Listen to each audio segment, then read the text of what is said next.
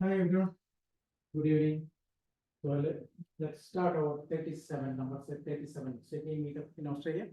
So the number 37 represents the form. In Australia we have this is the 37. So we use the sequence number Melbourne and Sydney. So next one is 38, which is in Melbourne. So these are some strategies. Recording in progress. So this is our some of the statistics of LinkedIn and Meetup followers. So you can look at this or keep it in mind your the link. It's the link tree. So this will contain all our vouchers, free vouchers, information about our K8SUG programs all over the world. So you can just follow that so that you will be updated with our Kubernetes updates.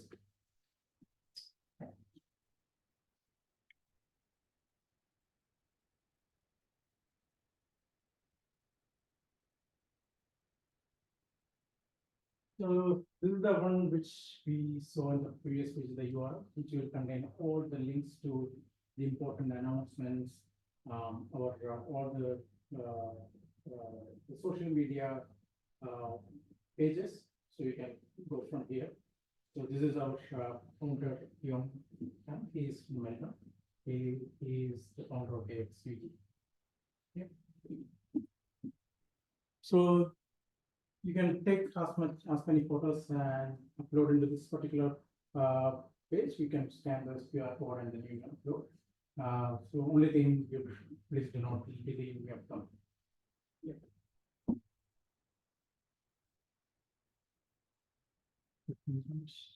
Yep. So let us start with our acknowledgement of country. Kubernetes Australia respectfully acknowledges the traditional land of the Gadigal Nation people. We pay our respects to their elders, past, present, and emerging. Yep. So this is the agenda today. So the first topic for today is safe management of multi-cluster Kubernetes with Azure Kubernetes Fleet Manager. It will be done by Simon. And the second topic is CRDs design and dev experience with Kubebuilder. And Mikkel is going to present that. And we will have a quiz time, and then we will have a time for if anyone wants to speak anything, or we can have a group photo, and then we can wind up. So our mission is to learn faster, certify smarter, grow stronger. So we share the vouchers which you can use it for your certifications. So these are our volunteers. So Yong Kang is our founder. So we have some of them are from Melbourne, and our Sydney volunteers are also there. Me and Felix. Everyone could not join today. Normally we three conducts meetup, and everyone has gone for a judge as a judge in Google. So we put in that time. So today, so our main sponsors are CloudCasa. Event sponsors are Microsoft and Pact.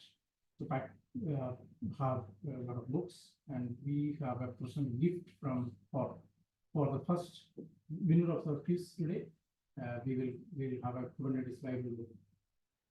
And thanks to Microsoft, obviously, for the venue and the catering. So this gives us global footprint. We have started in Singapore, and then the recent one is in Bangalore in India. So we have around 2,200 members in our meetup. So upcoming events, you can have a look at it. Today we have in Sydney. In next one is in Singapore, India, and this is our schedule for events in various countries. So we have a two-standard program. Basically, if you are getting certification CKA, CKD, CKS, KCNA, KCS, KCSA, so they will get a they will be recognized as two-standard. Also, they will get a jacket, a blue jacket, like what Yong has wearing has shown in the picture. So you can note down this this particular information so that you can use it.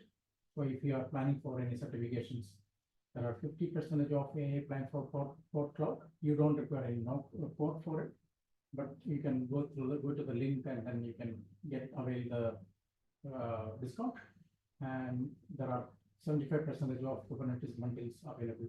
So you can just look at it. And all this is available in the link tree URL. You can go to that and then get all this. So we have Port Cloud special promo for K8SUG users, as we mentioned earlier. 50% off for AA plan and 45% for Pro plan. So Pro plan will have, you can do there is a playground where you can get into the AWS, where you can practice yourself what you want to portion. So that is also available. So you can get 50% off there. So also Kubernetes hybrid, you can get 31% off. This page. Also, we can. So the primary aim is for sharing the certain vouchers. So there are donors which is available for donating the vouchers which they are not using. So that can be availed by people who request to get certification. So you can sponsor vouchers. Also, you can request a voucher from this particular link. So you can follow in our social media, LinkedIn, WhatsApp, Telegram, and newsletter. So coming to today's topics, first one is safe management of multi-cluster Kubernetes with Azure Kubernetes Fleet Manager. Simon is going to take. So let us welcome Simon for his presentation.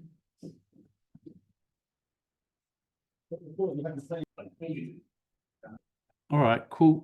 Yes, thanks a lot, folks, for having me to present this evening. I thought rather than having that really long, boring title, that I'd go with something a little bit more lively, potentially not as grammatically correct as the previous one, but I'll take it. My name is Simon White. I'm a senior product manager for Azure Kubernetes Fleet Manager. So if you're using or thinking about using Azure Kubernetes Fleet Manager to manage multiple clusters, I'd love to talk to you because I work with a great team of engineers to help build and ship Fleet Manager. Before I get into my talk, I wanted to talk about a couple of other things first. At KubeCon EU, KubeCon London just recently, we announced that our placement engine, KubeFleet, has been accepted as a CNCF sandbox solution. So we're really looking forward to collaborating with the community to help build out a great multi-cluster management solution for Kubernetes, generally speaking. SIG multi-cluster has been a thing for quite some time in the Kubernetes space. There are some existing solutions floating around out there. They don't have broad adoption. If you've been following some of the news, you would have seen that KubeCon London, Google got up and talked about their multi-cluster operator, or MCO, which is in this space as well. So we're looking forward to working with the broad community to help grow multi-cluster management. So I will talk a little bit about this towards the back end of tonight's session as well, when I talk about placement as part of Fleet Manager as a solution. So as part of my role, I also engage more broadly with AKS community as well. We actually had our monthly APAC in India AKS community call yesterday. It is a monthly occurrence, and we do run one in the US time zone as well. So we've had a lot of requests from folks across Australia, New Zealand, Singapore, and India to have one that's in a more time zone friendly time. And I'm hosting this with members of the local AKS team. So that QR code should take you to the site where we publish the links. They change month on month, but if you just bookmark that page, you can join the meeting when it pops up online. Don't need to install anything. And we definitely want you to come along, learn more about AKS and what we're doing in the Kubernetes ecosystem. So let's talk about how we solve multi-cluster management problems. And by all means, feel free to hop in if you've got any questions while I'm going. I think I've got 45 minutes, so I'm going to just start a timer so I can keep myself honest and not get thrown off, and give myself a few minutes to answer any questions. Just a hands up, who's managing Kubernetes clusters today? Who's managing more than one Kubernetes cluster today? More than 5? More than 10? More than 50? Someone put their hand up, sort of. Okay. How easy is it to manage more than one Kubernetes cluster? I mean, how easy is it to manage a single Kubernetes cluster? Yeah. So I want to start with this. Like, we've all started this journey. Maybe we've been in the industry for a long period of time. We've come from other areas and cloud natives become a thing. And our boss came and tapped us on the shoulder and said, hey, this Kubernetes thing looks interesting. Maybe we should start having a look at how we're going to think about adopting this going forward. So we start with this. We start with a POC cluster in our environment. In this case, it's an AKS cluster, but it could be a Kubernetes cluster, even running on your desktop, maybe using Kind as an example. POC goes really well. And then what happens? You get cluster test and cluster prod. Maybe, or maybe you just start with cluster prod, or you start with 2 cluster prods. All right, so you can see where I'm going with this, right? And then so you've started that and you've now got 2 clusters that you have to manage. And then someone says, actually, we don't really have high availability with just one prod cluster. So we need another prod cluster and we need a load balancer or a gateway in front of it to make sure that the traffic is balanced across those. And then we go, actually, we need another 3rd prod cluster because 2 wasn't enough for our traffic. And we're going to add a new test cluster because we want to test maybe the next release of Kubernetes safely without blowing up our actual test and production environments, which then becomes kind of this, right? Like, one cluster was already enough. And then the pace at which Kubernetes changes is already enough. And then you add multiple clusters to the picture. And yes, you can solve some of these challenges, but it becomes quite onerous. So got to manage Kubernetes updates, depending on how rigorous you are about those. Who's on a recent stable or rapid release of Kubernetes in their production environment at the moment? Who's on stable -1? Stable -2? Okay, cool. Node image OS updates. How often do you update your Node OS images? How often do you have to roll your node pools to be able to do that? How often do you take CVE fixes into your environment? You might not have to do a full OS update, but you might need to patch those node OSs to enable that. How do you do observability across your platforms and your apps and do it in a consistent way across all of your clusters and making sure that the telemetry ends up in the right location that's meaningful and useful to you? How do you access control those clusters using Kubernetes RBAC or any number of other options you might have? How do you do application deployment? Are you going to use Argo CD? Are you going to use Flux? Are you going to use some roll your own solution that does CD? How are you going to manage config drift? Probably deploying the same application across multiple clusters. Do you have confidence that when you do that, it's going to work? How do you govern and apply policies to these clusters? Last one, I promise, kind of drilling the home. And then ultimately, whoever is sitting on top of your cluster, whoever workload you're running, doesn't want you to disrupt the customers that are using those applications. So it quickly becomes a challenge to do this with more than one cluster. So AKS in Azure can help with some of these things. So AKS comes with automatic updates for Kubernetes and node images. We have a security patch channel as well, which doesn't do a full node image upgrade. It just patches known security vulnerabilities in the node images that are running in your environment. You can put a maintenance window in place so that your cluster workloads aren't disrupted at certain key times of the day.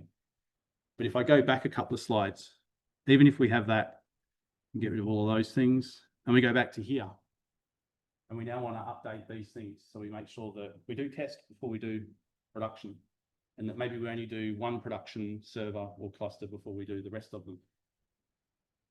Yes, you can probably achieve some of this by doing it manually and using maybe Terraform and TerraGrunt or some other custom roll your own solution that you've got. Got customers that do that. Customer that did 70 clusters. 69 of the clusters went really well. Which cluster blew up? Cluster number 70, which was the most important cluster? Cluster number 70. So they were using Terraform and TerraGrunt to achieve that, and they were confident with that. Imagine that, 70 clusters. They mapped to manage across 2 weeks, managing the upgrade across 69 clusters, and in the 70th cluster, biggest one they had, just like boom, even though they thought they were confident. So we talked to them and they're like, yeah, I think we need to change the way we do this thing. All right, so let's hop over the slides here. So Fleet Manager is really designed to address two key challenges when it comes to managing Kubernetes at scale. There's the platform management component, so all of those nice Kubernetes and node image updates and other components in your infrastructure that you need to worry about. And then there's application management, so it's the placing of application components across the clusters that are in your environment. Now, today, you might solve application management through using something like Argo CD or Flux or some other third-party tool that you've got. But we're building that into the core of what Fleet Manager offers, and that's actually where KubeFleet fits in. So it's actually providing that application management capability out of the box. So today, you can join up to 100 clusters in Azure into a single Kubernetes Fleet Manager instance. Those clusters can sit in any Azure region or any Azure subscription, as long as those subscriptions are under your enterprise organization or your Entra ID organization. And we don't kind of limit what you can do with them once they're joined into the fleet. We have a very lightweight agent that we push down onto the clusters. And because we're doing AKS as the primary focus for us at the moment, Azure actually runs the control plane on your behalf. We host the control plane. So there's actually no direct impact on any of your own workloads by deploying the fleet agent down onto that, because it runs on our CCP. So we have a couple of configurations that you can choose. You can do Fleet Manager without a hub cluster. That gives you access to all the great update goodness that we provide for Kubernetes and node images. Or you can deploy with a hub cluster. And the hub cluster gives the workload placement capabilities to you. So if you're familiar with the way, say, Argo CD works, where it has the Argo CD master cluster effectively that manages the way that workloads are deployed, we have a similar approach to this as well. GKE Fleet also does something fairly similar, where you can nominate one of the clusters in your fleet as the hub cluster. We actually do that separate, so you don't have to nominate a cluster that you currently own and manage. We do that on your behalf for you. So again, you get the benefit of the managed control plane from AKS from that. So Fleet runs on top of AKS, unsurprisingly, so we get all the goodness that Fleet brings up. At a glance, you can quickly see the state of all your clusters, so you can see what Kubernetes versions are running in the clusters that you've got. On this one, we're good operators. We don't have any member clusters that are running on dedicated Kubernetes versions. So typically that's in line with the Kubernetes community support. You can see the node image versions that are running across your node pools, whether you're running AKS's Ubuntu build or Microsoft's Linux, or if you're running, I don't think it's shown on here, but we also obviously can show you if you've got Windows node pools running as well. So at a glance, you get a really good view of what your estate looks like. You can drill into your individual member clusters and quickly see what version of Kubernetes they're running. You can see the location of that out here is running the internal test environment that we use for our early testing. But basically, you see that in a demo that I'll do in a minute. So let's talk a little bit about how we do safe member updates. So we support being able to do Kubernetes and node image updates. And a lot of our large enterprise customers, obviously compliance and security is a key driver for them. So a reason to stay up to date with Kubernetes and node images is to address known issues in older releases of both the OSs and Kubernetes themselves. We started off by making this a manual process where you go in and configure an update and then push it through the fleet using a particular set of stages and groupings of your clusters. Late last year, we shipped an automatic version of that, which looks for new releases of Kubernetes or node images in our environment and automatically triggers an update for you. So you don't actually even have to monitor that situation anymore. You can just opt into that, and then we'll safely upgrade your clusters following a process that you set. We give you a few options. You can do just the control plane Kubernetes upgrade, or you can do that plus the nodes, or you can just do the node image. A fairly common theme that we see is customers will often do Kubernetes on its own and they'll do node image on their own.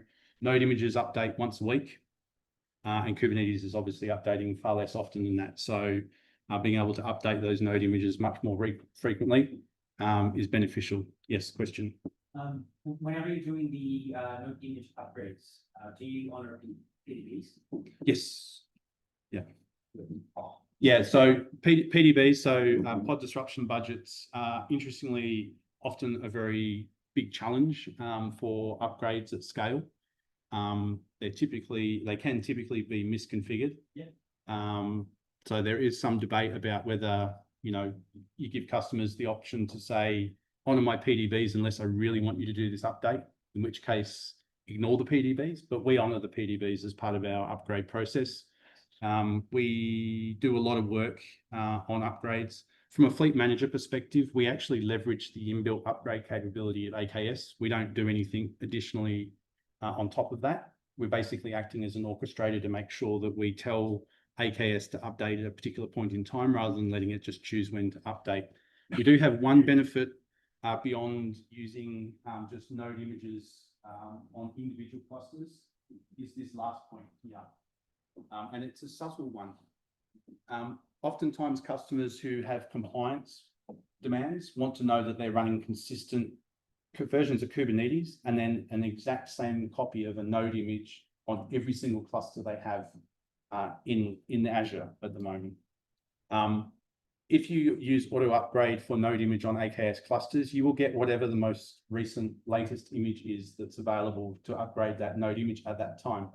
If you use Fleet Manager, and we're talking about update runs that might run for 3 to 4 weeks here, because we've got, you know, potentially hundreds of clusters in up to 60 regions with maintenance windows that might block updates across multiple days. You can imagine if we're doing new node image releases weekly, and it takes 4 weeks to update all of your clusters, and you don't select consistent node image, what's going to happen? You're going to have lots of different node images running across all of your clusters, and you won't have any level of consistency because you might have the same Kubernetes version, but the underlying node image version is different. So we allow you to say, when you configure this in Fleet, give me the consistent image everywhere, which means we pick one image when we start, and then we make sure we apply that across every single cluster inside of Azure. And you can't do that anywhere else other than with Fleet. And we have some customers that rely on that level of certainty for their compliance needs. As I said, we adhere to the maintenance windows, which is sometimes tricky and confusing to people because they're like, the run started and then it stopped. And you're like, that's because we're honoring the maintenance window on the clusters. So part of the work we're doing is how do we raise that up into a fleet level construct so that you can then manage maintenance windows across multiple clusters at a fleet level, which is a pretty common ask when you start upgrading clusters at this sort of scale. We don't use off-the-shelf versions of Kubernetes and node images, particularly Kubernetes. We basically build them ourselves and test them ourselves first. They are just Kubernetes as you would know online, but we don't just take the binary straight out of the Kubernetes GitHub repository and use that. We actually go through a whole process ourselves. So you get Kubernetes, but it's a AKS verified build of Kubernetes at that point. And then because these things can run for weeks, we give you the ability to hook into Azure Monitor and track the progress and build alerts in. So if you have particular custom clusters that are important and you want to know when they've started or they're finished, we give you the ability to do that. So just to give you a kind of an overview, this is what an update strategy looks like for update runs. So here I've got 2 stages, test and prod, and in each stage I've got 4 clusters, and I've got those clusters in 2 groups in each stage. Within a stage cluster, the cluster groups run in parallel, and then stages run in sequence. So test has got to finish before prod, but group test 01 and group test 02 will run independent of each other. And then we give you the ability to put a soak time in at the end of a stage. We're continuing to do more work on this at the moment. So I'll talk a bit about our public roadmap at the end. We've got doing more work around this to allow you to put some extra control gates in around this process. But the value here is that you can control how clusters are updated in here. So I'll skip across auto upgrade profiles. It's basically just automating the execution of those updates as per what I said. Let's hop into a quick demo of this. Before I start this demo, AKS has this inbuilt deprecated API checker that runs before you do an upgrade. So we look at the last 12 hours of utilization of that cluster, and if we detect any deprecated API utilization, will stop the upgrade. So it won't even touch the cluster. It's basically a pre-upgrade check. We benefit from that in Fleet. So if you've got that, a deprecated API and you're worried about it, you can protect yourself from that by using Fleet. So in this particular example, we've got five clusters, three notebook image types. The last one is running Windows. We're going to go in and we're going to create an auto upgrade. So we're going to use a stage. This stage has got two stages in it. The strategy, sorry, has got two stages in it. It's got one called Canary and one called Prod. Prod runs after Canary and it contains two upgrade groups. So an upgrade group is the container for one or more clusters.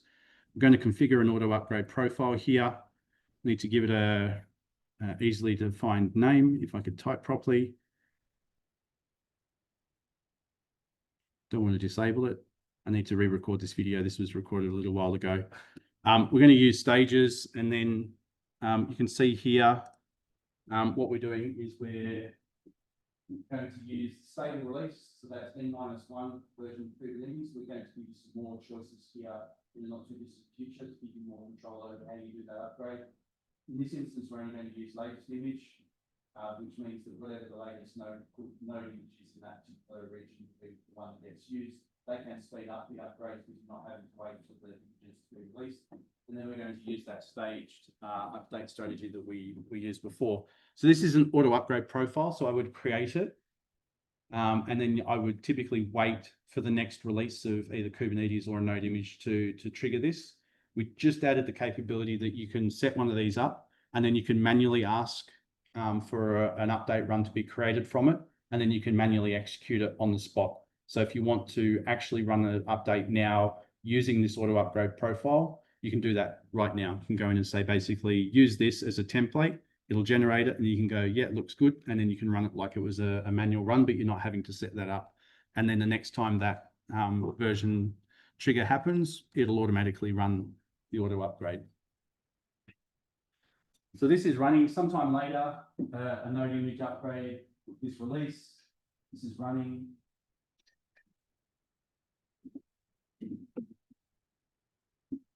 So we can see here that it's currently looking at the Canary stage and it's starting with the very first cluster and that's running. So sometime later it's failed on that. So we can go and have a look and see what's failed. Now this is a preview build of this particular feature. So the error message is a little bit crappy. This will be fixed. It's not already. So you can see here, control plane upgrade block due to recent Kubernetes API get paid in the specified version. And then it tells you somewhere down here that it's the flow control API server being on beta 2 installed for some reason. And then it'll basically say that it's been removed in Kubernetes 129. Therefore, we can't upgrade this server and it stops. Now, the benefit at this point is that the auto upgrade stopped for all the rest of your clusters. So if you've got that same issue on any upstream cluster, you've protected yourself from that particular issue. You can go in and rectify that problem if you know it's just related to this cluster, or you can choose to skip this cluster and then you can restart the update run and it'll just continue from where it stopped. But the benefit of here is that you're not blowing up your entire Kubernetes estate for the fact that you just happen to have one rogue piece of code in your system that happens to be using a deprecated API. So I'm going to hop over the rest of the video because it just steps back through the higher levels so you can see where the errors occur. But that's kind of the value prop for the upgrades. So I've got about 15 minutes left. So the other key area is to do placement of applications across clusters in your fleet. Who's using Argo CD? Who's using Flux? Who's using something like maybe Octopus Deploy? Any sort of roll your own type solutions? Yeah, we've all been there. So application placement uses Kubefleet. So you can actually go to the Kubefleet CNCF portal and see the actual implementation of all of this and potentially place it into your cluster environment that's not running on AKS today and give it a try. But ultimately, this is a data plane Kubernetes native way of doing things. So we have this custom object or custom resource called custom resource placement. which you can define. We've got some CRDs that we deploy into the clusters that drive this, and we have our own fleet scheduler that manages these requests. Basically, you can build one of these, take a workload that you've staged on our Fleet Hub cluster, and then write a placement policy to determine where in your fleet of clusters it will be placed. So you've got three choices for placement type. In this particular example, we're saying pick n, which is pick n number of clusters. In this case, we're saying pick 2. We can also do pick all, where I don't actually provide any selectors at all. I'm basically saying choose all my clusters. And the reason you might use pick all is maybe you want to deploy config map for a particular, let's say you're using Gatekeeper and you want to deploy a config map for Gatekeeper to use, and you need it on every single cluster in your environment. You could use a pick all policy to deploy that config map out into all clusters within your fleet. And then the last one is pick fix, and that allows you to specify clusters by name. So you can say you take these three clusters using pick fix and deploy to them. Pick n is the most powerful because then you can start to write selectors. So as we say here, you can use relevant placement. So I won't go into the documentation details, but this particular example here, you can say select 2 clusters where the per CPU cost is less than, what's that, 8 cents.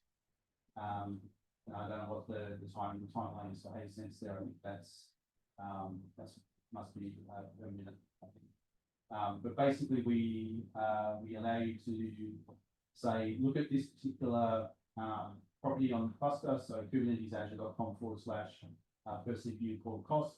It's less than 0.09. So under the covers, to drive the cost components, we're using some of Carpenter to deliver that. It's using our pricing APIs via the Carpenter client to allow us to get the price for the CPU cost for the cluster that we're running at the moment.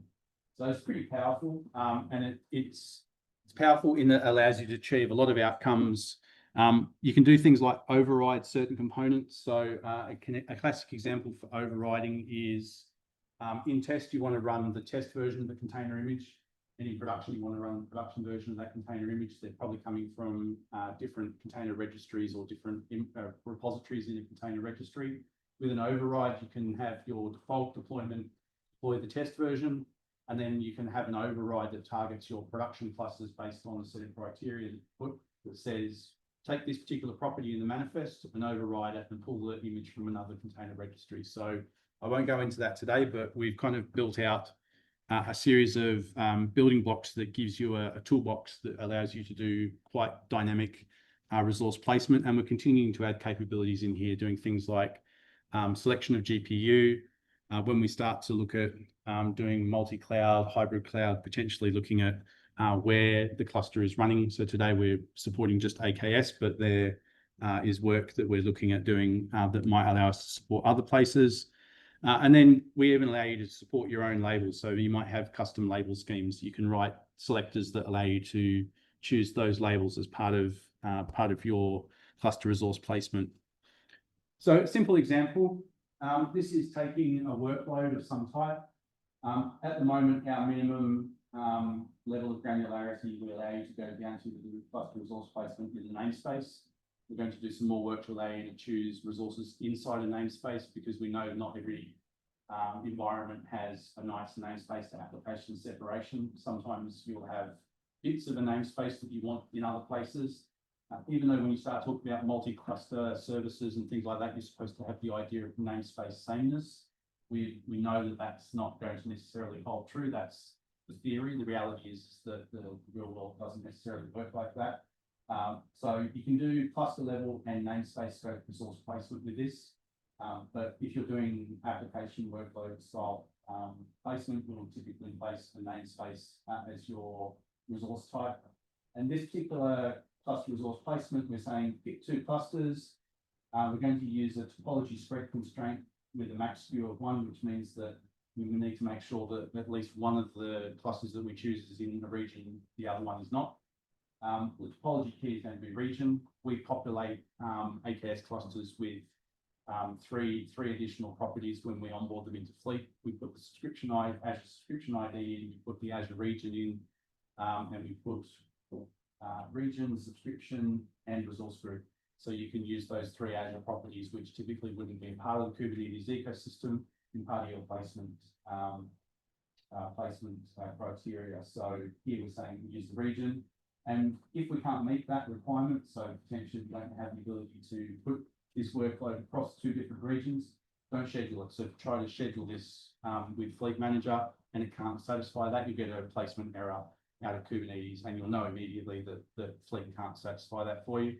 If maybe you don't care, maybe you want to say 2 clusters or 3 clusters across 2 regions, and it can still do that for you, or sorry, 3 clusters across 3 regions, but you don't really mind if there's not that many clusters. You can say basically remove that, and then it will still schedule to the best of its ability, regardless of what the actual end outcome is. So maybe in a non-production environment, you'd be okay with not meeting those criteria. This is a quick demo of a couple of items. So this demo, there's 2 placements in here. So the first one we're going to do is we're just going to take a workload and place it to a particular Azure region. And then the second scenario, we're going to take the same workload and we're going to basically implement what we just saw and make sure we place it across 2 regions. So start that. So our Fleet Manager instance is in Australia East. And our 2 member clusters, one's in Courier Central, one's in Front Central. And then we're going to, first of all, start off by creating a namespace. So this namespace is created on our hub cluster. So we need that namespace there so we can stage our workload into a namespace ready for placement.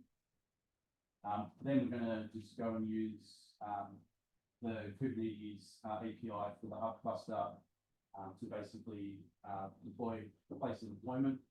So the hub cluster won't try and schedule these things on the hub cluster. We've got a particular thing in place that stops the scheduling on the hub cluster. And if you went hazard for that, you would see that it's basically unscheduled and it's not meeting its requirements on the hub cluster, but that's fine because that's not the intent. And then what we're going to do is we're going to write a cluster resource placement definition. We just stop that. No, it went past it a bit.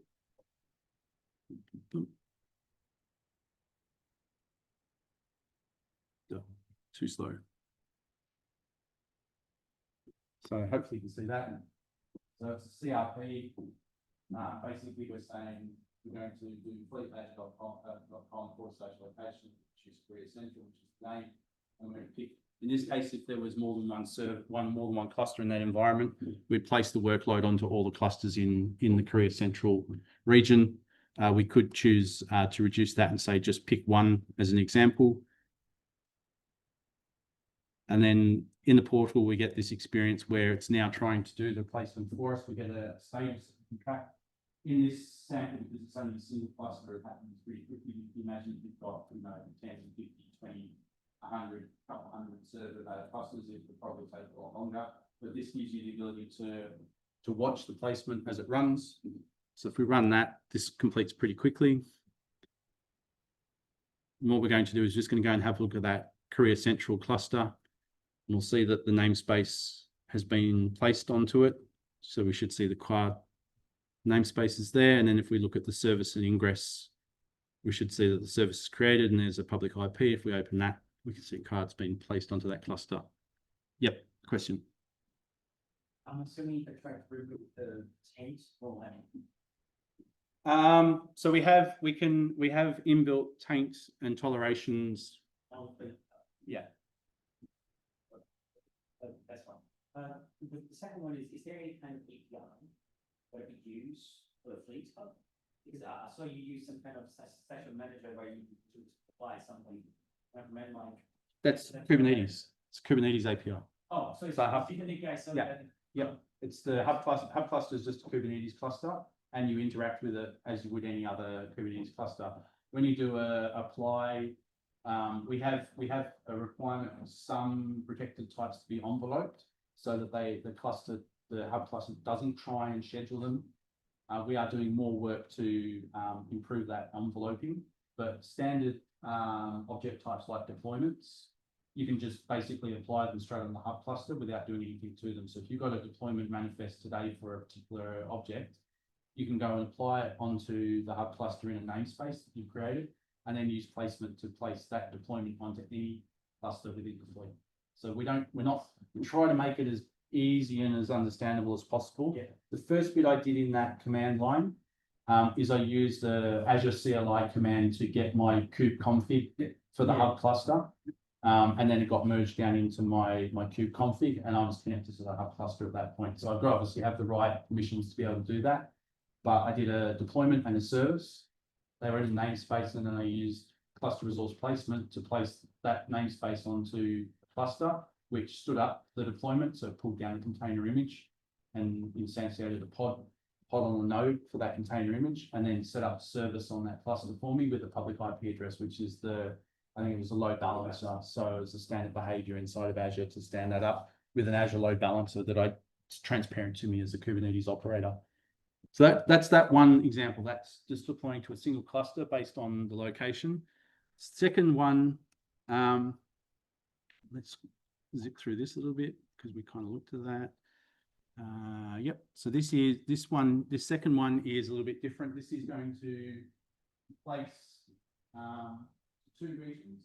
This is the one I was talking about in the demo. Of course, we've got Phillipines, two clusters with a topology space constraint with a max skew of 1 selected by region. We've only got 2 clusters, one in each region. So we should find after we've done this that we've got the workload placed on both clusters in our fleet. So if I go to the one that's in front central, I'll find that service and ingress is there.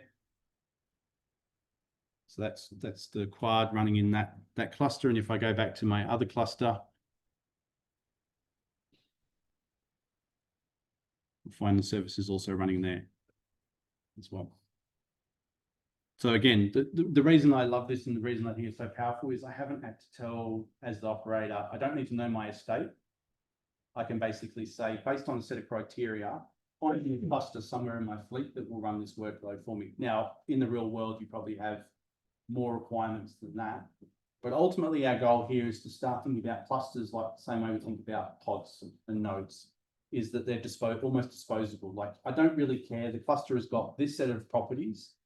It meets the criteria to run this workload for me, schedule onto that workload. So that's placement demo. I'm going to talk a little bit about roadmap as well. So the CNCF project site is there for Kube Fleet. Roadmap, let's see if this will load, probably load on this screen. It does. So let's pop across here. So we're good citizens. We like to do things on the internet, in the open. So you'll find our roadmap on GitHub. Let's scroll across a little bit. Let's archive. Yeah, that's a good position to be in. So we just launched the multi-cluster auto upgrade that went GA at KubeCon.eu. So that's now publicly available. You can use that to achieve the upgrade Kubernetes node images that I talked about. We've got 2 public preview items out at the moment. So we've got the same way that we do Kubernetes and node image upgrades. We've also built in our data plane Kube Fleet solution the ability to do stage rollouts. When you do cluster resource placement, like I showed you in that demo, it will just choose clusters and place on those clusters in some order. That's not really desirable in some instances. So what we allow you to do with stage rollouts is to basically define, based on a set of cluster properties, which clusters should be in which groups and in which order they should be placed to. So that's in preview at the moment. We allow you to evict workloads from a placed cluster, and at the same time we have, I love the way our engineering team thinks sometimes. They thought it was a good idea to call it a placement disruption budget or a PDB, just to confuse everybody that's already familiar with a pod disruption budget. Yeah. So, but you can set a placement disruption budget in place to stop workloads being evicted. But if you really need to bring a workload off of the cluster to do some maintenance on it, you can use that eviction feature to do that now. That's currently in preview. What's coming up soon? I've got a few minutes left. I'll take some questions afterwards. So we're doing some work on controlling the upgrading of Kubernetes miners in update runs and auto upgrades. So today we just give you the ability to say I want stable or rapid. So rapid being the current top release for Kubernetes. Some people want a bit more control over that, because what will happen is as the new miner comes out, we'll bump you up one level. So you might go from 131 to 132 as an example without that control. With this new feature, you'll be able to say my target version should go no higher than 1.31. And once we get to 131, we'll just stay on patches until end of life for that particular release. Approvals for gates, it's a common ask. So basically give you a way to say, when I get to this scope, stop and ask for an approval. And that can also be automated as well, give you a resource that you can attach to, so you drive some automation to do pre and post upgrade checks. That's a pretty common ask. Continuous deployment. So I'm just doing some final testing on that at the moment. So that step where I popped out into the command line and I use Kubebuilder to actually do a staging of my workload. With this, you'll be able to connect a Git repo and achieve that step without having to go and touch the command line. So we're able to go from Git to a containerized image to a stage placement and then eventually to placement using that capability. That is currently in development. Public load balancing is coming soon as well. So that'll basically be a cloud native way of doing a publicly load balanced service beyond what you get today by just deploying a load balanced service. So you'll still deploy a load balanced service, but then we'll set up a DNS based load balancer over the top of that, so that you benefit from that as well. That's pretty much it. Any questions? I know I covered a lot. Yes, 410, that's interesting. 3 410s. Yes. So that's sitting in the planned queue. So today we are AKS only. We have done some engineering work previously just for other Kubernetes platforms, whether that be another cloud provider or on-prem. The way Microsoft approaches this is through I think Azure Arc, where you can have Arc managed Kubernetes. At the moment, that's the direction we're taking, enabling that. So our goal is to be more than AKS eventually. It's planned, but I don't have anything else to add to that at this point in time. So, yeah. Look, even if you had an NDA, I wouldn't have much more to add to it at this point in time. So it's a goal for us. You know, it's a common ask in the modern enterprise world. Very few people are single cloud at this point. Yeah, and particularly when it comes to Kubernetes. So there are a lot of different ways to tackle that. If you look at the way GKE does multi-cloud, it's running GKE on VMs in another cloud. Yeah, typically. Amazon's. Yeah. So, any other questions? So you mentioned for the load balancing, that does it also cover, let's say, a load balancer that potentially when load balancer across multiple clusters? Yeah, so the DNS-based load balancer, see what's in that card, because I forget how much detail I put into that card. Just tell me if I'm on the right one. Yeah. Yeah, that's the one. What did I write? Blame me. As a fleet user. No, I didn't go into that. The idea would be that it will be a public. So it'll be a L4, L7 DNS-based load balancer. It's not really a load balancer. So under the covers, it'll use Azure Traffic Manager. And Azure Traffic Manager is using DNS magic to basically route traffic to different endpoints. It's not actually a proper load balancer per se, in the same way that you might use them like yes. So you would still deploy. So you can actually go. That's part of our Kube networking solution, which is open source but isn't part of Kube Fleet. That work is currently ongoing as well. What's the name again? So it's Fleet. It's called Fleet Networking. So there's no secrets there, other than the fact that it's probably hidden in amongst the internet traffic that's out there. But yeah, that will be quite popular. There's a lot of people that use that inside of Azure. putting traffic manager in front of workloads. Any other questions? more. Yeah, Yeah. I'm just going to make sure I answered all. I put all the questions out there that yeah. Go for it. Ask your question. Well, my question, my last question would be storage. You do anything on storage that you basically, across clusters, like you said, all of the box plans, So you're talking specifically about shared like persistent volumes between clusters? Yeah, you can get effectively my workloads or have two ports and they can move. So that I must admit, I'm not deep in the weeds with AKS single cluster offering, managed cluster. So that they do a lot of work. That would probably be more of an AKS space than us. But AKS is very much one single cluster. Yeah, but they do like persistent volume. Yeah, but they just do class. So you should theoretically be able to do that within a region. It's when it becomes multi region. So the thing is, yeah. if I have two clusters, I need to be in Mhm. like I mean, I know the physics sport works. Mhm. You can feed in a certain way, and then you have storage clusters, and Mhm. it's just not out of the box. Mhm. No, I'm not aware of AWS if you need to. Yeah. I mean, we're talking about even your storage usually is also bound to the region. Yep. So the storage is definitely bound to the region. I'd have to look at that and But take. even sometimes it Yeah. makes sense. Mm. So you basically will the typical storage, your port, for instance, if you have another, your cluster is Yeah. multi AZ, but Yeah. the port will move into the other AZ. That's the way on a single cluster. Now you're on a multi-cluster, you have more of it because you've got multiple clusters. Cluster can obviously anywhere in the world, or any other region or whatever. So it would be, I mean, it's a common, once you deal with these sort of scenarios, you want to, fall over and your application can handle the writes the same disk with two clusters, Yeah, mine's not like you said, you have stateless. Oh, yeah, then, oh my gosh, then there's nothing to solve. If you needed this, Problem doesn't exist, yeah. if you needed this, then you the stuff.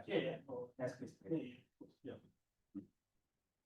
So there is a bunch of stuff that AKS does around disk storage, and No, but they have a which- CSI. One, please. So Fleet's role in that would be. It's an interesting question, but Fleet. What I would be interested to understand is what Fleet would do above and beyond being able to just say sharing a persistent volume between multiple clusters. What would you expect Fleet to be able to do Well, beyond? it's kind of like your load balance. Like your load balancing problem is that for multiple clusters per traffic. So now one cluster disappears, I wanted things to run. So let's say traditional scenario in the old world would be cluster one that's primary. Yeah. And then this cluster disappears, whoever moves to cluster two. As you said, it's stateless, wonderful. Yeah. Everything gets split up cluster two. Yeah. But with the phone storage, in the old world, you would have a live sync. Yeah. And so I would expect something like this would come up at the world. Sure, but what would Fleet do any different to just being able to leverage the inbuilt capabilities of, say, using storage in a cloud provider environment where that exists? How you solve it, but it would be nice. And out of the box, I can say I've got two clusters and I want them to be in sync. Yeah. Truly in sync, and the storage is covered as part of it. Same if you have that stuff. That's just amazing because right now you often very much in the enterprise space. You have to look at these relatively complicated solutions, expensive and tedious. But if you guys just make a tick box on API call, then amazing. It's a pretty impressive problem to be solved because as we invented the cloud, this is a different conversation. DR was actually for us much easier because they just do bit to bit, and boom, the bank, whatever falls over to the other side. And it's like a house that's fully furnished. It's like a copy of what you had before. But in the cloud world is more dynamic. So this entire DR problem actually became a problem for the developers to solve now because they get now an empty house. And, now I have to move my stuff all the time or compare or do things. So now if you basically make it again an easy solution, then you develop, then amazing. I think there's a lot of compelling value in this. I think what we're looking for is CSI drive. So I'll give an example. If you actually need storage, most of the time you mail yourself to the ground, but what's so special that needs storage? yeah, so storage is physical. Like you have to access this, but Well, yeah, yeah, I'll okay, trade I that agree. side. That is correct. You could go, Can we- right? Yeah, so, So, After our- for the CSI, so it's like books and record. I think- We talk about. you can actually mount buckets and block storage. So that is good. Yeah, I think for me, it would be, I understand the challenge. I know I've got to wrap up. I understand the challenge. I'm just wondering what Fleet would do above and beyond just enabling AKS to be able to do that itself. Like, you know, we could give you storage buckets that when you attach to the Fleet, that becomes the storage bucket that is configured for that particular cluster. But that kind of exists, that would exist at the individual cluster level. All we could do is tell it to look over there. Like it's a very different challenge for, like, the load balancer doesn't exist, the server and the services, it's the cluster outbound. It's a cluster config rather than an inbound.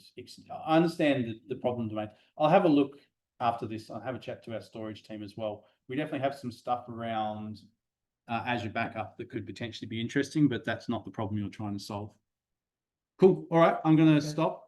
There were some. Let me just check to make sure that I answered all the questions that I need to, because there's a quiz coming up. So I need to make sure that I answered the questions. Otherwise, I'll be in trouble. Yep. No, I think they're all there. Okay. Cool. Yes. One last question. Yeah, absolutely. I will do that, and then I will get out of the way. Hang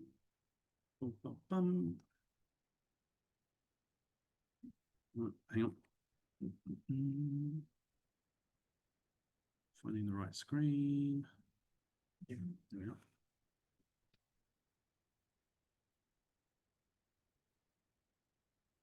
So if you've got any feedback on the roadmap, any ideas, you can go and create a GitHub issue. Can we move the car?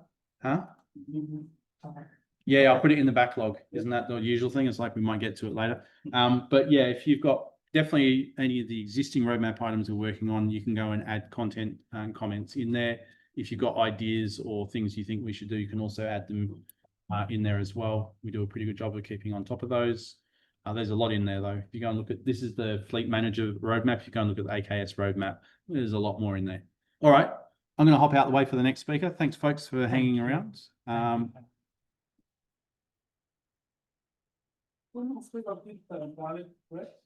Yeah, there's plenty of garlic bread. Get stuck in. Let's see. Get some carbs.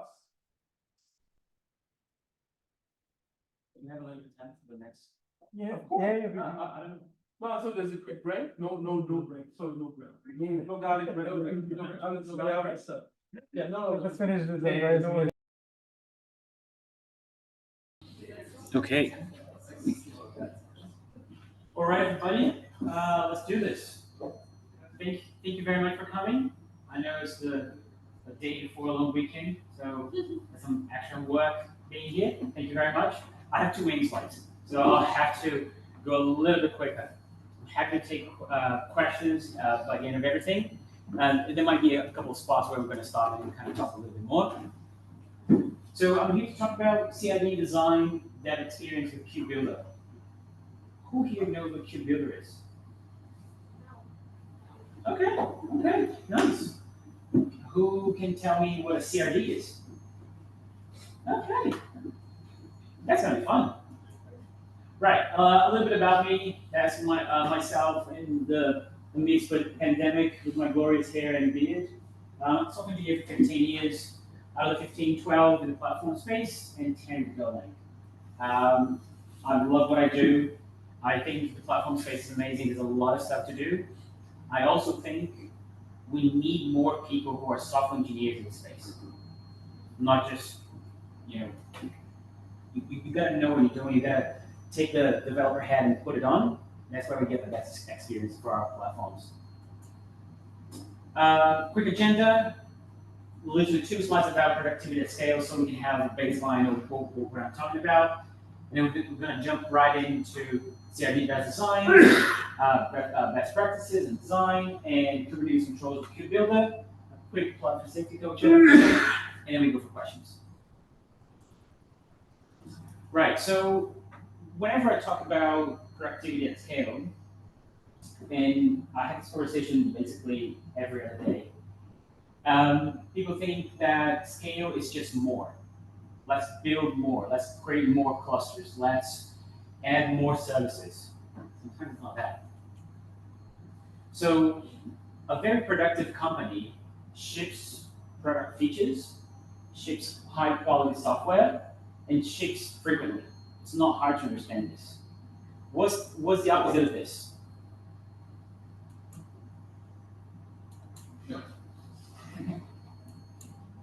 Got it. Did it work? Okay. It just took a long time. So you get behind schedule. You don't launch your features quick enough. You have poor quality of software, and the shipping team. So these are basically the tenets that come to my mind when I talk about productivity at scale. If you don't have these three things, you're missing out something. You're missing the market. You're not getting enough value for your investors and for yourself and for your shares. And you're not going to go very far as well. So let's jump right in. CRDs, design best practices. So this is a journey that I started around 5 years ago when I started basically having my first go at Kubernetes controllers. My first few times designing CRDs were not the best. And I'm trying to help you guys not do the same mistakes I did. So this is your average production-ready, application that you have in Kubernetes. You don't use basically everything that's in there. Everything from deployment, config map, secret service, HBA, PDB, external secret store, virtual service, destination rule, service entry, auto rollouts, another application. Maybe you're going to have a cache, maybe you're going to have blob storage, databases, queues, topics, certificates, identity, and I can keep counting to tomorrow. So if I had to sum all of these definitions, so these are all basically YAMLs, right? This is all Kubernetes. And this is a Terraform in the worst possible way. How many lines do you think it would take someone to literally, if I had a single document with everything in it, how many lines you reckon it would take us to define a single workload? 100? 200? A couple thousand? Okay. Look at that. That's just the beginning. 1,000-ish, easily. You can go 2,000 to 3,000. When you start actually talking about a global architecture, you have multiple clusters, multiple things. Just this Istio section is going to be 600, 700 lines, easy. So imagine as a developer, I want to launch something to production. If everything that I launch is 1,000 lines, and I own 20 services within my team, I'm not going to be doing anything else. I'm not going to be productive. I'm not going to be launching. I'm not going to be creating good quality software because I don't have time to test my stuff. So it's pretty rough. So it looks like this. So imagine driving a car, but just to accelerate, you have to fix a quantum mechanic equation because you gotta control every single atom of your car. That's basically what I'm talking about. So, Sorry, I love this video so much. that's great, isn't it? That's great. So this is Gemini, by the way. Yes, you can get it pretty easily, but I can see. Yeah, I love it.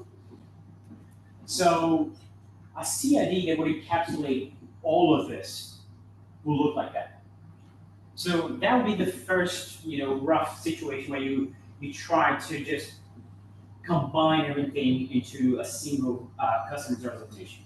So you can have your, workload gRPC kind, for example, and you say, you know what? I already have the definitions of all of this. I'm just going to chuck. Let me use it. That's great. I'm just going to chuck all of these configurations onto a single type. So at the very least, people need to do with a single file. You still have 1,000 lines, but at the very least, it's in a single place. People will still set their hair on fire because they still need to do with 1,000 lines. If you want to be productive, that's a step in the right direction, but it's not that far.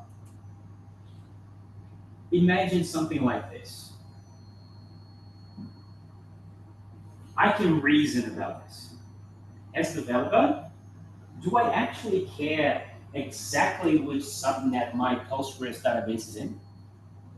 Or do I care, do I have an endpoint that talks Postgres? Right? So when I'm deploying my blob storage, I didn't say S3, I didn't say Azure blob storage, I say blob storage. This is what it means to be multi-cloud. If you need to say, I want to create an S3 bucket, you're not multi-cloud, I'm sorry.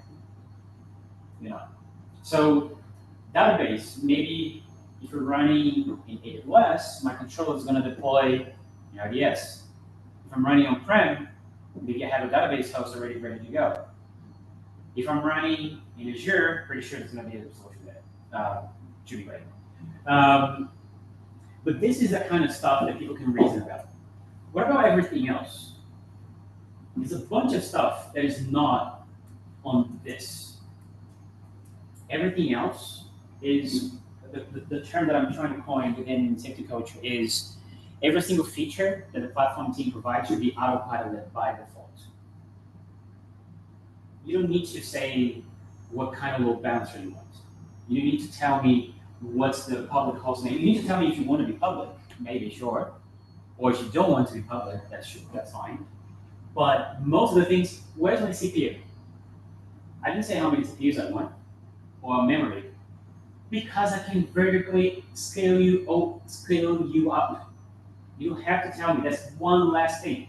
If there's a team that owns 20 services, if they had to literally every single day look at their resource requests and limits, they're not going to do anything else.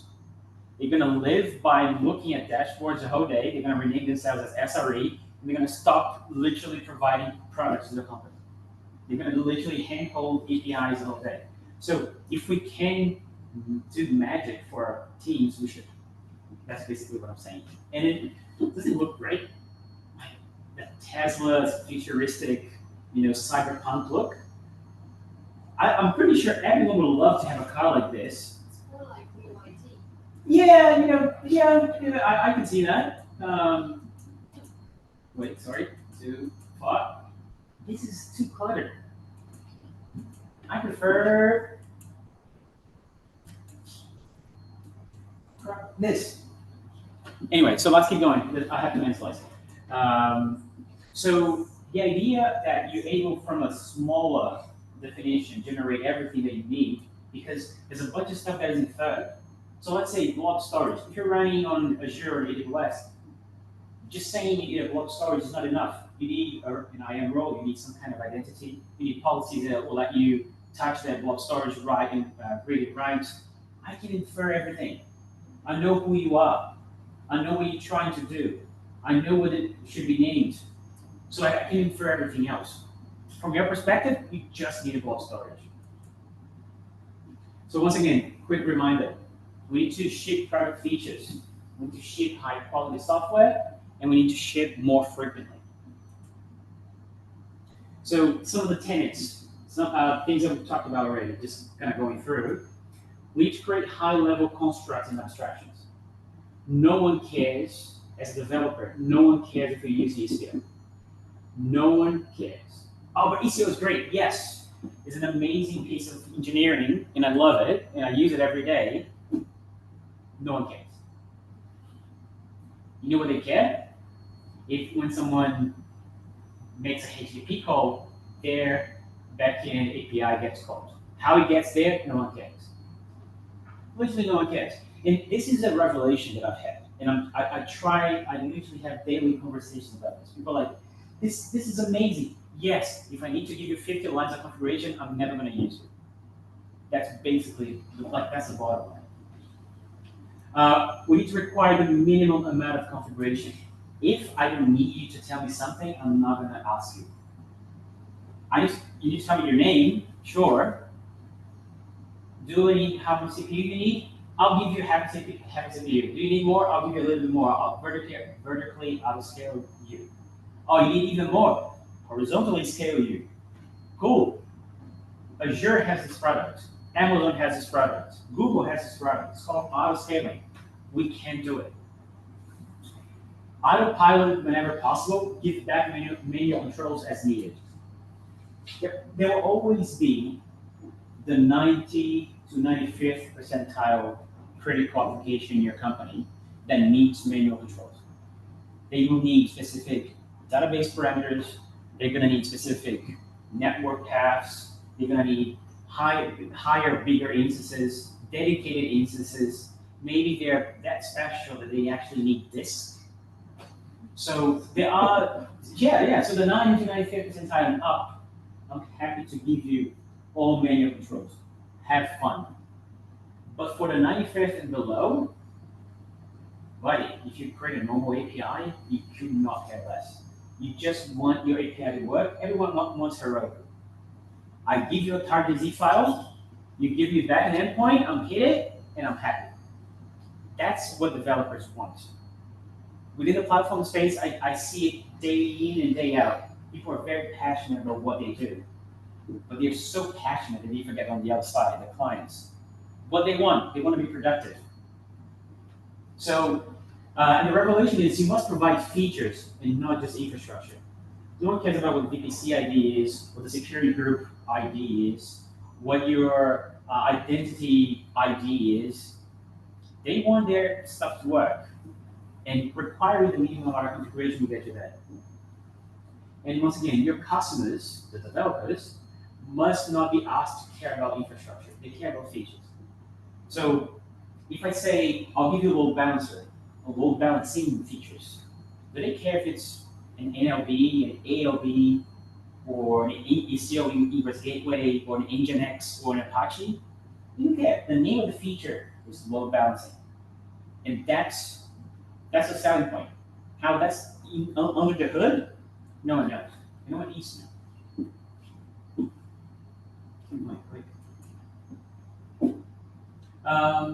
Right. So this, when I was coming out of this talk, it was pretty difficult for me to say, right, I want to talk about developer experience and best practices, but also I want to talk about controllers and Kubebuilder.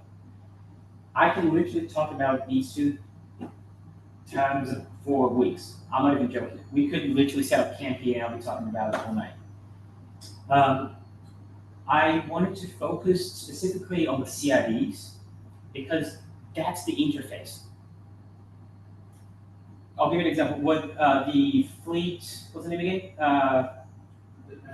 Fleet Manager. Does anyone care how it's implemented under the hood? It's a controller. Sure, it is a controller. Pretty sure it's a controller. No, yes.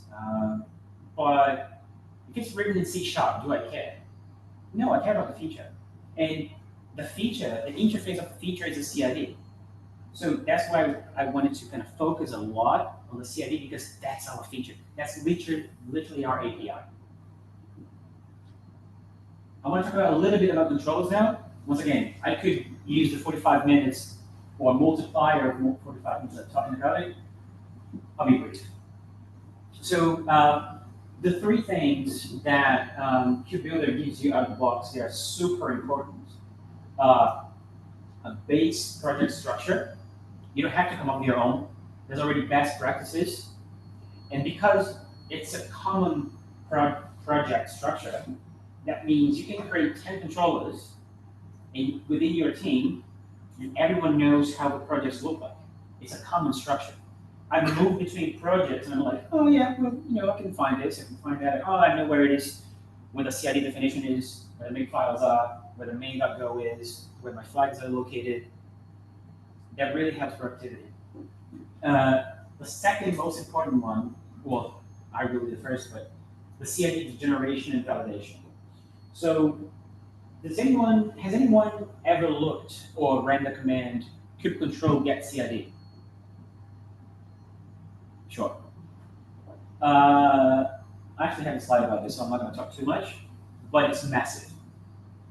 If you had to write that whole thing by hand, I would just have my hair apart.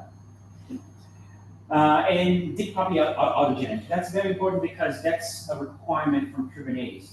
So your custom resources must be able to basically honor a did copy interface. And that's usually fine. You can kind of type that yourself. But if you don't have to, that's generated for you. It's just very handy. So some examples, please. I want that to work. Yeah, I know what's going on. Anyway, so these are just some examples. So to bootstrap a project, it's Kubebuilder. Kubebuilder is a binary, the Go binary you can just download from GitHub. Highly recommend. In it, so you basically create a blank repo and you run that inside. That's going to give you the whole structure, all the base files, all the tree of folders that are going to be there for you. About CRD generation and validation. There's an example on the next slide, but basically, CRDs are basically the open API schema files. That means you can create specific sections that tell clients to validate how to validate certain fields. Once again, if you don't have to do that yourself, you can just add. You can just add this as a comment to your Go code, and that automatically gets picked up when the Open API schema is generated, and automatically adds the full value. If it's required, if it's optional, if it's part of an email, if it needs to be a list with a minimum size of 2, you can do all that kind of stuff. And make manifest. So that's basically what this runs controller gen, which is another binary from Kubernetes. It picks up these markers or comments throughout your code and generates all the files. It literally generates many tens of thousands of lines across multiple files that you can literally do a quick control apply if you want to. You shouldn't. There's better ways to do it. Argo, Flux, Azure Fleet, to deploy your stuff. But you could theoretically literally do a quick control apply and have your controller running in no time. And finally, to generate the deep copy files, you just do make generate. And that's what I was talking about. So out of curiosity, I was yesterday kind of going through my slides again. And I asked myself, how big is a CRD, like a production ready that we use every day? Certificate from Sub Manager, 571. I don't want to type all that. External secrets from External Secrets Operator, 985. And virtual services from Istio, 2,962. It's enormous. I think they have literally 800 lines simply for validation. That's how crazy it is. And it's all driven by code. That's the best part. No human ever wrote a single line of this file. So I just saw a quick screenshot from Kubebuilder, and it's about how they manage the CRD. So underneath the hood is controller autogen. So it's a utility code from Kubernetes. It generates YAML files with custom resource definitions.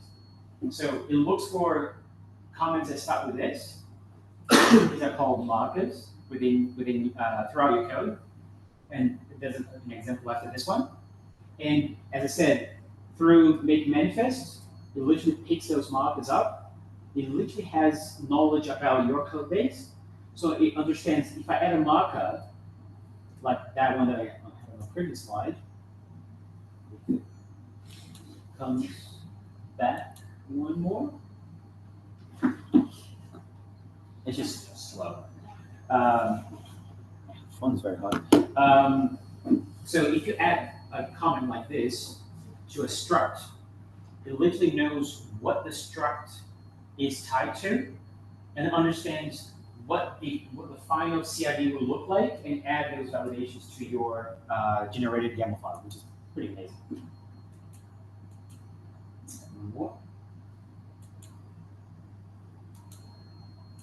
Yes, that's what it looks like. So when you generate your Kubebuilder-based project, it creates a file called API.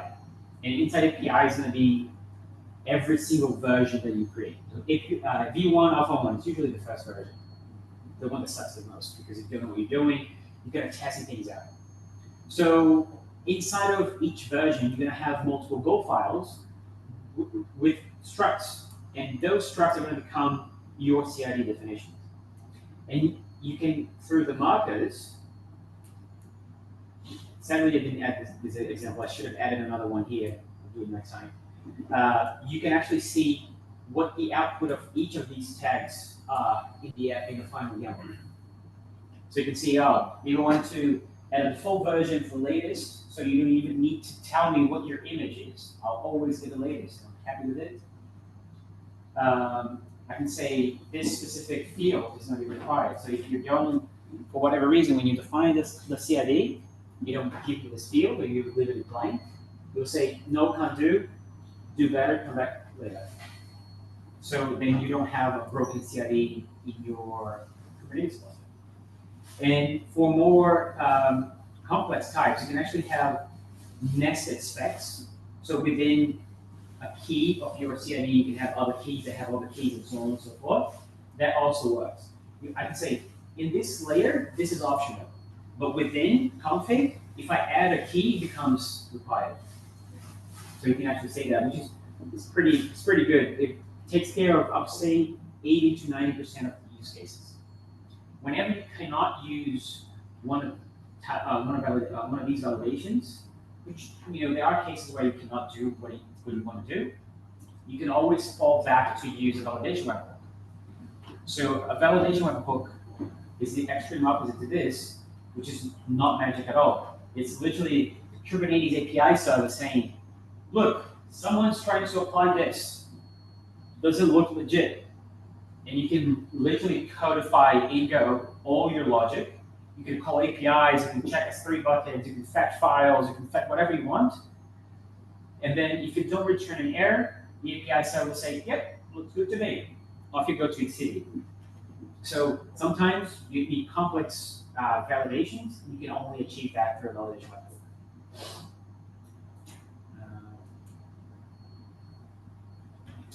And for last, I want to talk just a little bit about the body, like the thick part of a controller, which is the reconcile functions. So every time your controller is watching a specific type, that watch creates events that eventually trigger your reconcile functions within your reconcilers. Each reconciler is usually, that's in quotes, tied to a specific type or kind in this case. So in this case would be, let's say, a deployment reconciler. So if you guys come back in your head on the slide that I had the Tesla looking car in a very short version of a CRD being defined, this reconciler is actually watching for my workload CRD, but it outputs a deployment. So all of my reconcilers are listening to the same thing. It's going to be one top-level CRD, and from that definition, they're going to derive all the information that they need. Everything from, oh, do I need a deployment? There you go. There might be another one for secrets. So I can say, wait, hold on a second. I'm listening to that workload, and the workload just changed. Okay, so let me reconcile it. When I take that in, I can say, okay, is there a deployment being created? Or is there a deployment already on the pipeline to be created? Yes, add the secrets there. So you can actually have multiple reconcilers sharing ownership of specific keys within the same kind. So within a single deployment kind, you can have reconcilers that own literally the environment variables that come from secrets. It can be another reconciler, maybe the HPA that's going to own the replicas, for example. It can be a placement reconciler that's going to be maybe tied to a higher level of abstraction. Maybe we'll say, where you're running. Oh, you're running in K8SUG. Okay. Oh, okay. So maybe you need 6 replicas, but you also need to be spread across 2 availability zones. Oh, hold on a second. You're running USS1 in Virginia. That's very busy. You need 20 replicas, and I'll give you 5 availability zones because you have to be spread out as much as you can. So you can have very complex logic and within placement, within secrets, where do the secrets come from? Maybe if you're running Azure, it's going to come from whatever secrets thing that they do. AWS is going to come from Secrets Manager. Maybe on-prem is going to come from HashiCorp Vault. And that's how you start abstracting away certain features. And just quickly going through the code, This is a very normal flow. So every time your reconcile function gets called, it actually gets called from an internal queue. So the watch that you have from a specific type, in this case workload, will say, listen, this workload named blah in the namespace X has changed. Go have a look. All we receive here is a name and a namespace. So I need to fetch the actual definition. Once I have the definition at hand, I can say, well, is this deployment being deleted? Because someone could have been, could try to delete the workload. And we actually need to cascade down the deletion to all the secondary types. So we can say, yep, maybe it's being deleted. So we can just let either the garbage collection take over if we don't need to do any cleanup.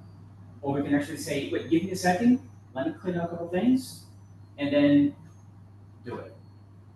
So handle deletion, if something is being deleted, maybe we want to do something else. In this case, I just returned it. Other than that, let's move the let's move the current definition to the desired state. So that's where we do the actual mutation. So let's take the deployment and mutate whatever needs to mutate it here. Maybe someone added a new label. Maybe someone added a new annotation. Maybe there's a new feature that actually injected an extra secret that I need to handle here. Maybe someone is doing, maybe they've added a new blob storage. Maybe added a new secret, maybe a new config map. That all becomes environment variables that I have to handle here. And then finally, when I'm happy with the result, I can just return and end my reconciliation. An interesting fact, it took me a little bit to really get used to this. This is going to change deployment. It will actually trigger itself. If I'm watching for a deployment and I'm changing a deployment, I'm going to trigger myself again. The only difference is that the next time I get triggered, there's not going to be any change. So that's how we know a reconcile function has finished reconciling. The last step we're going to ever see, in a reconciler is a no-op, meaning I've reached my final state, everything is up to date, there's nothing to do, I'm happy. So once again, I could talk about this for another 2 hours at the very least, but I don't think we have the time for that. Quick plug for Safety Culture. I work for Safety Culture, by the way. Safety Culture is a workplace platform, and we have a bunch of features. So everything from we want to track trucks, we want to track CO2, we want to say, for example, cold as a client. If the freezer trucks, if the temperature drops, someone gets notified because they have to throw the meat away. So what happens when the truck reaches the warehouse? Someone receives a notification, you can go there and sign it off. Is the truck damaged? Is someone stealing the meat? It's like gold these days, so I would. So within this workflow, you can actually trigger external APIs. We have integration with external systems like SaaS, like many other, even Salesforce. And within the same platform, you can have things like training. So depending on the industry that you're in, you're required to have compliance, so people need to have training. You can keep track of that with training. Royal Caribbean, they have a bunch of ships. So what they actually use it for, they use it a lot for asset management. So within every layer, every level, they have first aid kits. If someone goes there and it's empty, they can take a picture, automatically sends a request for someone to go and replenish it.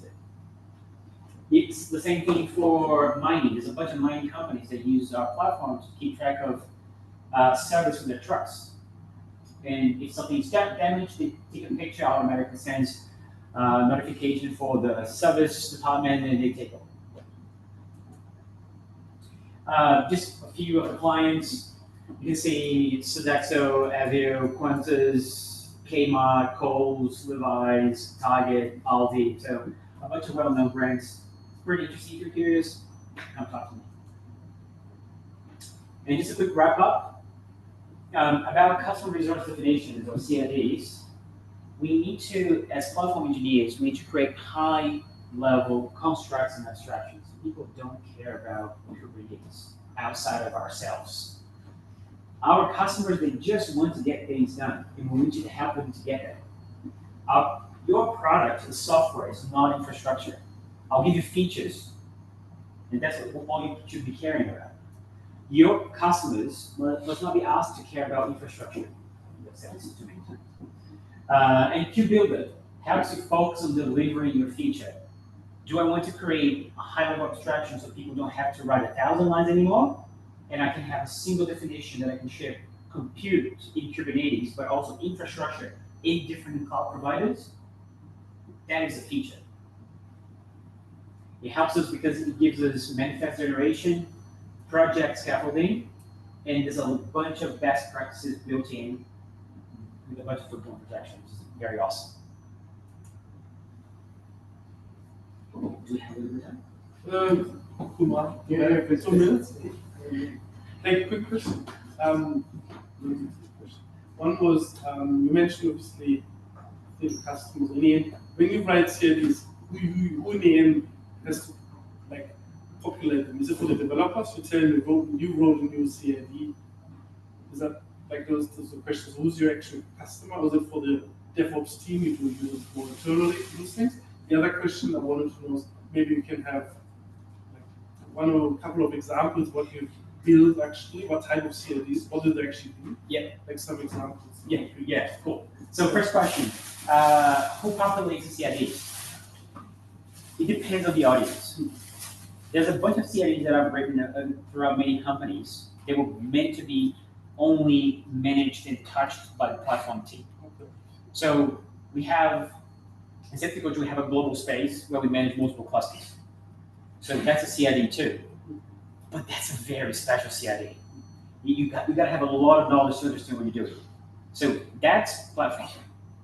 If we're talking about a workload CRD or microservice or API CRD, that's for developer teams to handle. But because I want them to handle, I don't want 200 people talking to me. Oh, how do I do this? It's from my best interest to make the API as dummy-proof and as simple as possible. If I can manage to say to them, I need one value, it's impossible, but like, if I could, I would. Instead of 1,000 lines, instead of 200 lines, give me 10, and that's enough. Everything else is magic. You don't look here. That's basically it. Do you do some examples? Like Examples, yeah. yes. So What sort of things you help developers? Yeah, so one very cool example was we've built a controller that takes over identity. So in our case, we run mostly on AWS. So instead of, okay, I'll give you a context. So initially things were in Terraform. If, let's say, I'm part of a database team and I want to roll out MSK or Kafka in this case. Kafka is managed through IAM, so the access is done through IAM. So I need to roll out policies. So who owns the policies? I own the Terraform files that generate the IAM roles. I don't want to own your policy. So what we did, we created a controller that says, okay, the moment no one knows about the role anymore. People only know about policies. So if the database team says, I'll come back a little bit. So instead of saying blob storage, imagine that's Kafka, and you're going to place a topic. The moment you do that, they've built their own controller that instead of creating a role and attaching to the pod and knowing which namespace is there, and they didn't need to know about anything. They created a policy, a CRD called policy. They give me a workload reference. I already know which workload, which namespace, which clusters that's enabled, which environments they are present. I attach the policy to the underlying role. They don't even need to know about the role. The role is already configured, so just so that specific pod can access it. So that way, they manage the policy. I don't care. I only manage the role itself and the role assumption. So this was one of the first ones that we've built, and then you just build on top of it. So it's a building block. How much do you pay for APIs? I don't. Wait, you're talking about CRD versions? Have you used Wheel and Spoke? It's not bad. You gotta be careful with when you absolutely need to break your compatibility, it's not, it can get very hairy. You just gotta be careful, and that's the whole reason you should try to always be trying to dry up and reduce the footprint of a CID, because there's less possibility for you to mess up that bad. If your CID is 50 lines long with nested keys, and oh crap, I need a v2, oh boy, you're gonna have a lot of fun trying to make the two compatible. That's big. We have that in space, right? So sometimes what you can do, if you absolutely need to break compatibility because you didn't do a very good job the first time, what you can do is that you can actually have a reconciler that is tied to a manager. I don't think I have that example. You can actually have a reconciler that's tied to a manager that only listens to a specific version. So you can create a new manager with a new reconciler that listens to the new version. And then you basically throw that can down the road and say, I'll deal with this at some point when it actually sunset the old stuff. You can do that. It's not pretty, but we'll get you going. Just coming to this fresh light stuff. V1, and then there's no V1.2, V1.3.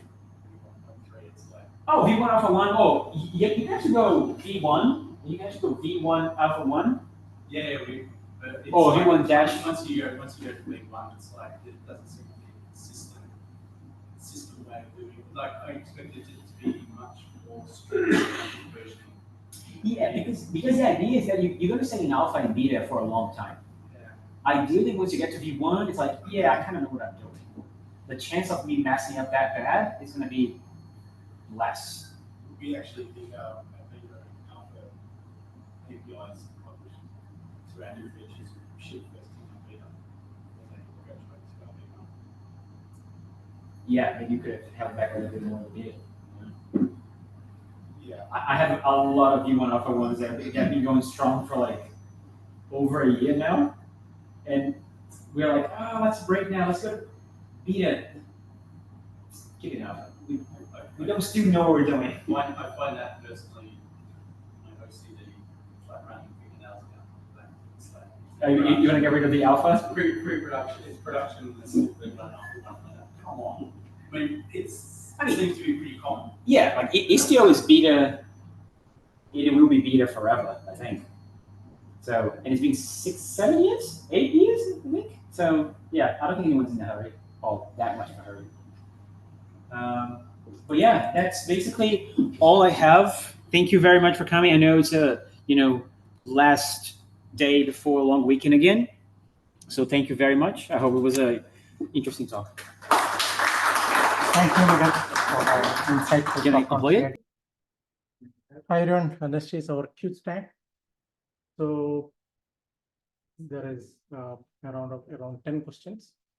So please, if you do not have any mobile data, you can connect to Wi-Fi here.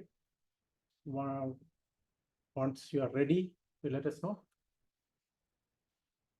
Or you can use your own mobile data. There's no pressure on that. No, the latency is lower if you're on the Wi-Fi. It's the same. You want to open this? Yeah. So there is some prices out for the winners.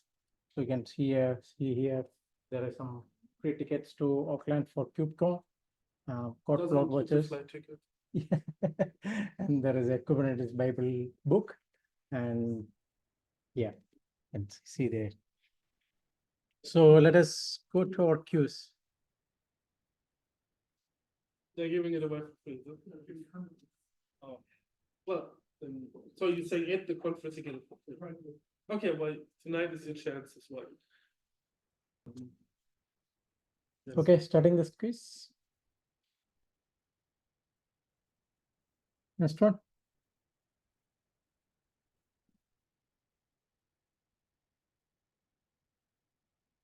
How many classes with Fleet Manager?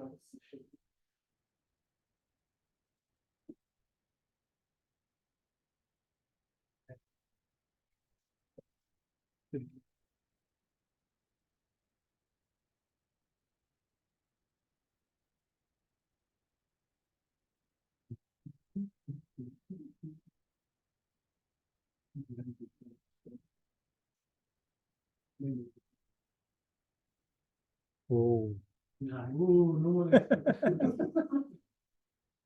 next one.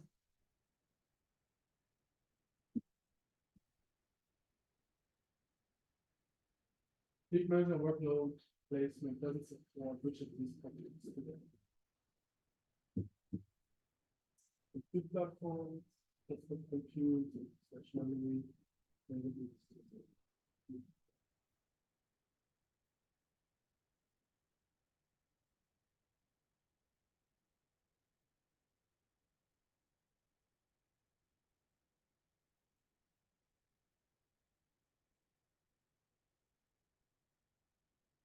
Good.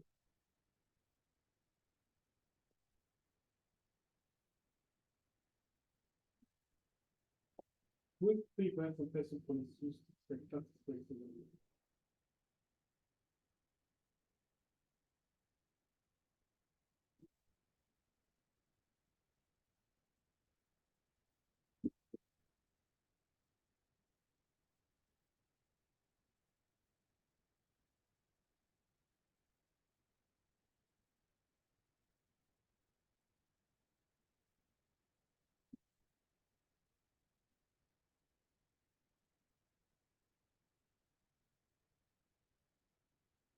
Starting the next one.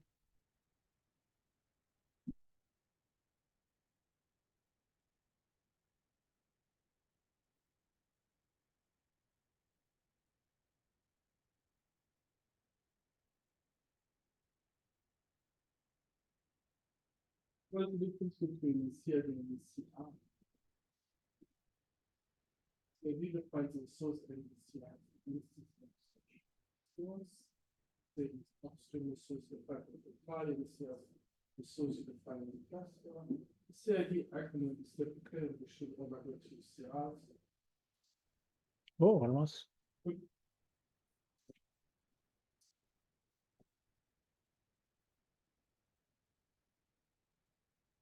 Fully is leaving the board. Yeah. What does a reconcile function do like for this function? First, until the reconcile function is that we choose maintain instead. Make sure all load balancers are ready to receive traffic. Make sure Kubernetes cluster is running. We take the state of all the source with instead.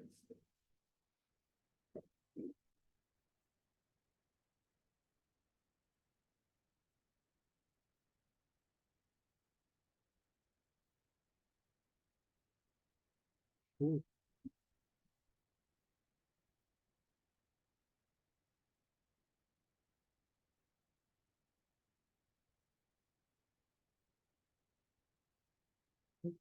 Yeah, these things we use for then like message cluster administrators to help Kubernetes specific resource to GKE to allow administrators and product for us to determine if the resource is ready to signal problems with third party based on the company license.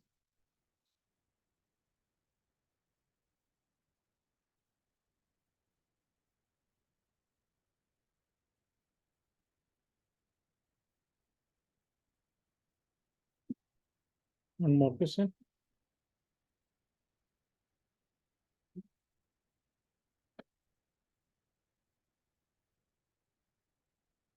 What I wish we had check whether it is properly or the resources to send resource method resource to log feature success if we do discuss.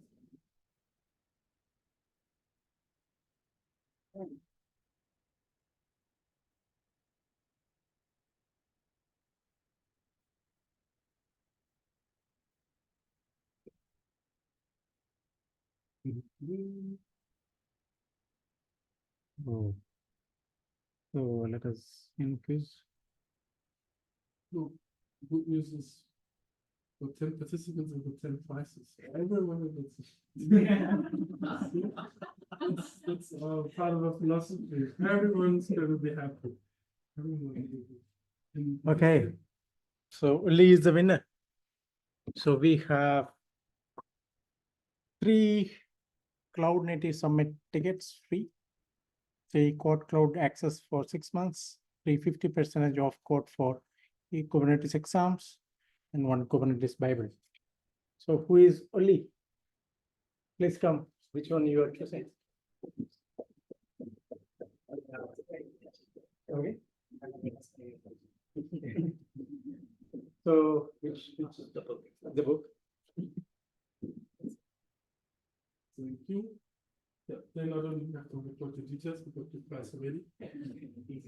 So we go to the Kubernetes church. Yeah. So who is Peter?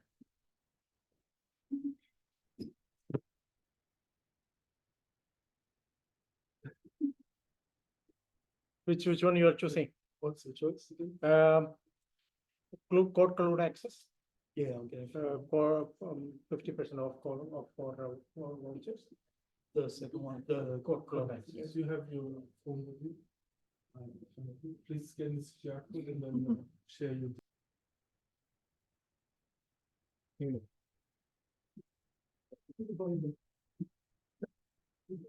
You want everyone to squint like it's like a bright day or something?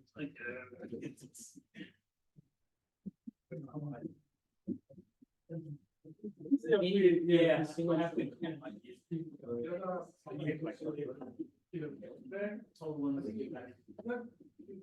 Yes, I think otherwise it's gonna be hard. Yeah,